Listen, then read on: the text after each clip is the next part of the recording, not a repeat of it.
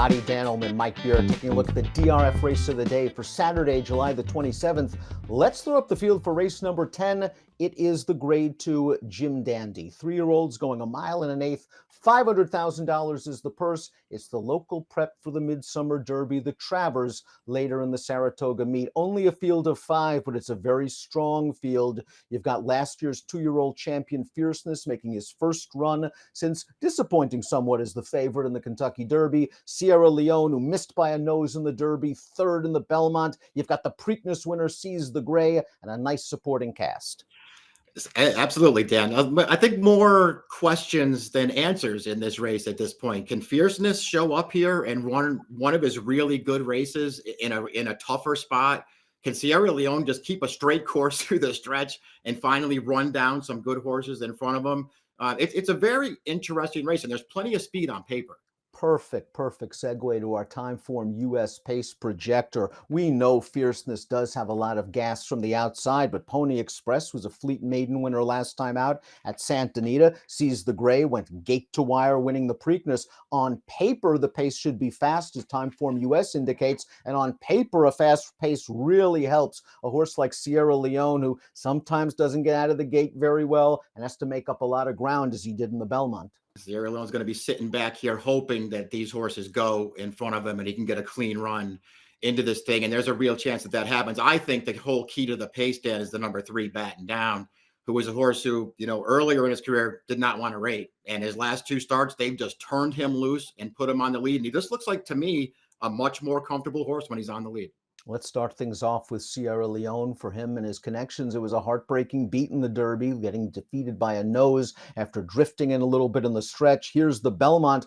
And really, at the 3/8 pole, it looked like he was going nowhere fast. Now he has to swing to the far outside in the stretch, and he's going to make up ground against 2 very good horses. Dornoch and Mindframe run 1-2 in the Belmont. They just ran 1-2 in last week's Haskell. Dornoch earning a 103 Beyer speed figure. It's all about whether Sierra Leone has finally figured this game out. The talent is there. There's just something missing.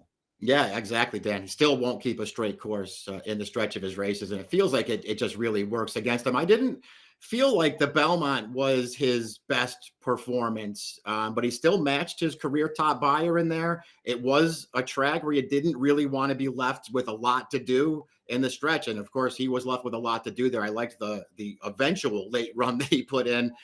I'm still a fan, Dan. I got to be honest. I'm getting a little bit tired of this horse. I want to see him run a complete race, but I still think he's good, and I think he's well spotted here.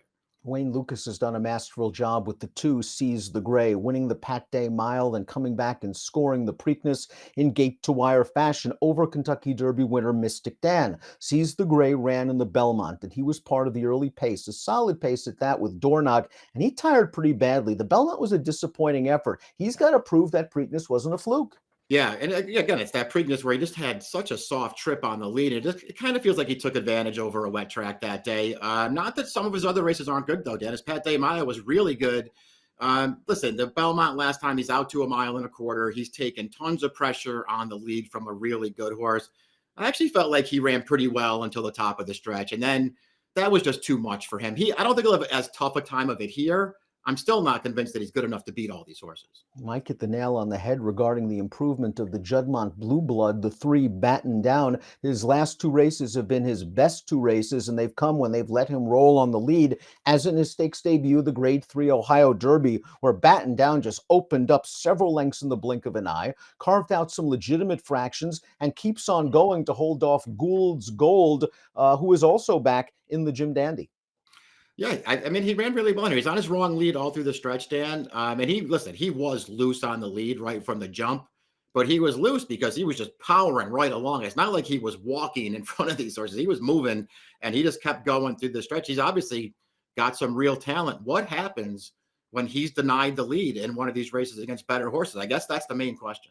The 4 is Pony Express, ambitiously placed by his Southern California connections. He brings some SoCal speed off this maiden special weight win, going 1.16 miles, his 3rd lifetime start. He went right to the front, and he improves his position, drawing off to win by 9.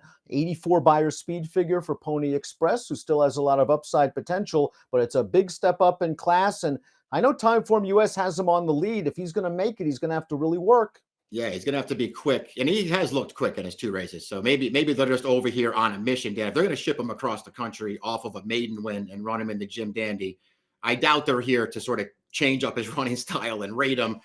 We'll see what happens. He's not my kind of horse. I do think he looked pretty good winning last time. His race 2 back, be a little considerate for him there. He had no chance with the trip he pulled that day.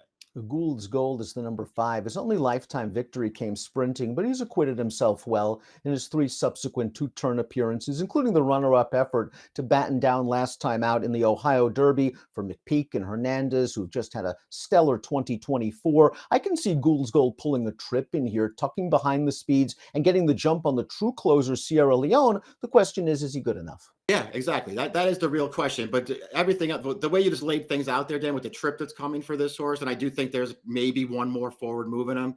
It just makes me want to use him in here at a price. He might not be good enough to go with these horses right now, but I do think he'll get the right trip in here. And I can just, when I watch him run, I feel like he's not totally there yet. He's run some really good races. That Sir Barton 2 back, man, he looked like he still had no idea what he was doing when he made the lead in this stretch. If he can just put it all together, sit a trip and make a run, maybe he gets a piece of this at a price. And in my opinion, last year's 2-year-old champion, the number 6 Fierceness, is the key to this race, because if he runs his good effort, he's going to be a handful, as we saw in the Breeders' Cup Juvenile, as we saw in a very weak edition of the Florida Derby. Now, maybe he pulled trips in those races that were really advantageous to him, and his forward ways, so to speak, could work against him in a very fast-paced race. I think he could be the fastest out of the gate. The Derby, he was up and on a very strong pace. He tired badly. Todd's given him plenty of time. I trust him to turn horses around. I would expect Fierceness to give a very good account of himself. It'll be interesting to see how they bet this race. Yeah, exactly. I'll be interested to see what kind of price he is too. Listen, I would never bet him at a short price. And I say that realizing that if he just shows up with his A race,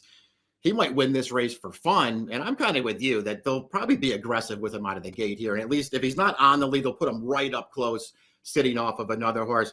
I'm not betting him in here, Dan. I'm very interested to see how he runs. Before we take a look at our top selections, please click the subscribe button on the Daily Racing Form YouTube channel for the latest DRF videos. Top pick time for the Jim Dandy. We're going to give him one more chance. Sierra Leone, like you, I'm starting to get a little bit tired of the act, but I know there's something there. And listen, he's going to get the setup this time, isn't he?